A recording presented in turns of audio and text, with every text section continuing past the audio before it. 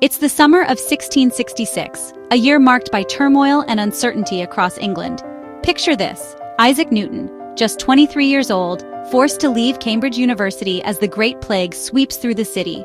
He finds himself back at his family's quiet manor in Woolsthorpe, far from the bustling academic halls he once called home. Newton is restless, his mind always racing. The isolation is both a curse and a blessing.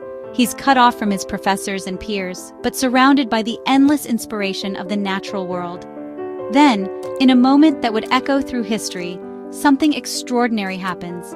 An event so simple, yet so profound, it would change the way we understand the universe. One warm, golden afternoon, Newton finds himself sprawled beneath the leafy branches of an apple tree, the air thick with the scent of ripening fruit. He isn't searching for answers or chasing after grand ideas. He's simply lost in thought, perhaps daydreaming, perhaps just enjoying the cool shade on a hot day. Suddenly, a ripe apple detaches from its branch and falls, landing with a soft thud on the grass beside him. For most people, it's just another apple, another moment in a quiet afternoon. But for Newton, this ordinary event sparks an extraordinary question. Instead of brushing it off, Newton's curiosity ignites.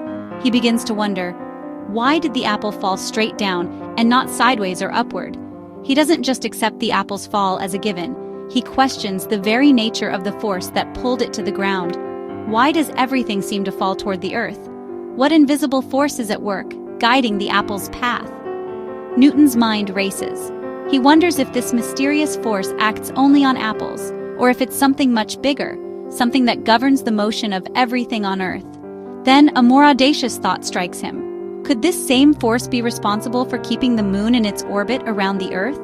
Is there a universal law at play, connecting the apple's fall to the movement of the heavens? Driven by this burning curiosity, Newton rushes back to his study, a cluttered room overflowing with papers, books, and half-finished experiments. He begins scribbling calculations late into the night, his candle flickering as he tries to connect the dots between apples' orbits and the very fabric of reality. Could there be a single, elegant force, gravity, that explains both the fall of fruit and the majestic dance of planets across the sky? It's a radical idea, one that challenges centuries of accepted wisdom. But Newton is undeterred. He paces, he ponders, he pushes the boundaries of what anyone thought possible. He envisions gravity not as a local curiosity, but as a universal law, an invisible thread stretching from the smallest apple to the farthest star, binding the cosmos together. The calculations are rough, the concept is revolutionary, but the seed of a new understanding is planted deep in Newton's mind. Years later, after relentless work and refinement, Newton would unveil his theory to the world in the monumental Principia Mathematica, a book that would forever alter the course of science.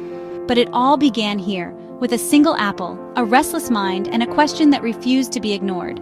The story of Newton and the apple may have grown into legend, but Newton himself recounted it to his biographer, reminding us that even the greatest discoveries can spring from moments of chance, wonder, and simple curiosity. So the next time you witness something ordinary, a leaf drifting to the ground, a stone rolling down a hill, pause for a moment.